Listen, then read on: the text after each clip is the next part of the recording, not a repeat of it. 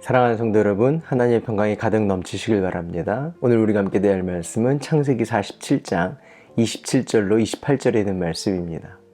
이스라엘 자손은 이집트의 고센 땅에 자리를 잡았다. 거기에서 그들은 재산을 얻고 생육하며 번성하였다.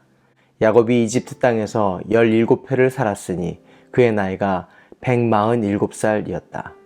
본문 47장에 야곱과 그의 형제들이 애굽으로 들어오게 됩니다.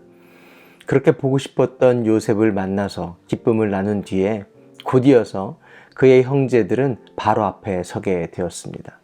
이때 재회의 기쁨을 나누자마자 요셉은 대대로 가축을 기르는 생업을 가졌다라고 바로 앞에 서서 대답할 내용들을 이들에게 알려줍니다. 그리고 요셉의 예상대로 바로는 생업이 무엇이냐고 묻게 되고 요셉이 뽑아 세운 형제들이 대답을 하게 됩니다. 가축을 기르는 자를 즐겨하지 않는 애굽 사람들이었기에 바로는 그들을 환대하고 고센 땅 람세스 지역을 주게 됩니다. 오늘 본문을 통해서 야곱과 야곱의 모든 식구들이 하나님의 은혜를 받았고 또한 그분의 계획과 뜻을 알고 있음을 우리는 볼 수 있습니다. 그들의 삶을 통해 깨달았고 그들의 인생을 두고 깨달은 것입니다.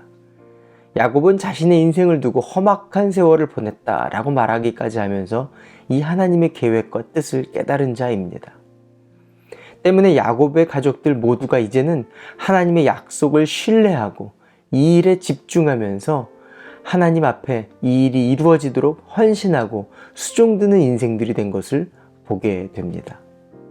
애굽 사람들이 즐겨하지 않는 가축을 기르는 자라고 말함도 또 이를 위해서 몇몇 형제만 따로 세워서 바로 앞에서 대답하게 한 것도 목적이 하나였습니다. 하나님의 약속의 말씀이 이루어지도록 애굽 사람들과 어울리지 않으면서도 큰 민족을 이루도록 고센 지역에 정착하는 것입니다. 이런 하나님의 뜻에 헌신한 야곱과 야곱의 가족들을 하나님은 더욱 축복해 주십니다. 그리고 야곱의 가족들은 이후에 더 큰 하나님의 계획이 준비되는 자들이 되어집니다. 성도는 하나님의 약속과 계획을 깨달아가는 자들입니다. 또한 그렇게 깨닫게 된 하나님의 뜻과 계획에 자신의 삶과 재능을 하나님의 뜻이 이루어지도록 수종드는 사람들입니다. 하나님은 그렇게 수종드는 성도 한 사람 한 사람을 한없는 하나님의 은혜와 복으로 채워주십니다.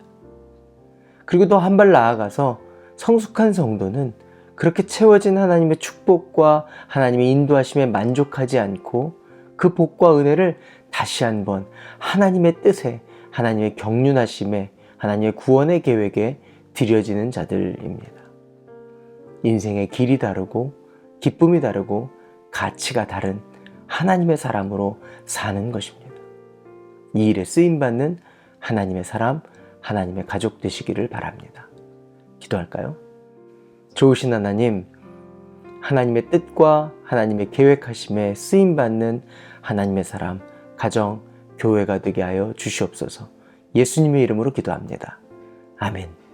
오늘도 성령님과 동행하시는 하루 되시길 바랍니다. 화이팅!